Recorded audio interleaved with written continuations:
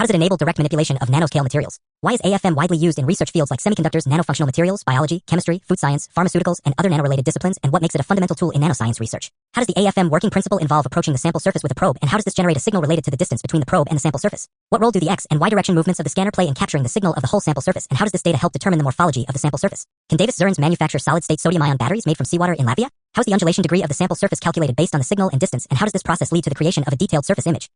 In contact mode, how does the AFM tip interact with the sample surface, and why does the distance between the tip and the sample surface need to be less than a few nanometers? How do intermolecular repulsive forces contribute to the AFM signal in contact mode, and what happens to the cantilever as the sample surface undulates during scanning? How does the feedback system of AFM ensure that the sample stage height adjusts to maintain the scan, and why is this necessary for consistent measurements? What is the significance of the non-contact mode in AFM, and how does it differ from contact mode in terms of the distance between the needle tip and the sample surface? How does the interaction between the needle tip and the sample surface primarily rely on intermolecular van der Waals forces in non-contact mode, and how does this affect the cantilever's behavior?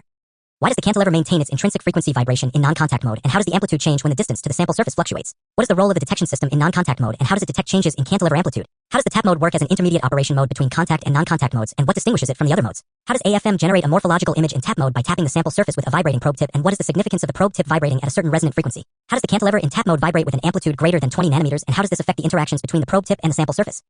In what way does the probe tip make intermittent contact with the sample surface during scanning in tap mode, and how is the force between the sample surface and the tip kept constant by adjusting the distance between them? What are the three main AFM imaging modes, and how do these modes differ in terms of their capabilities and applications? What?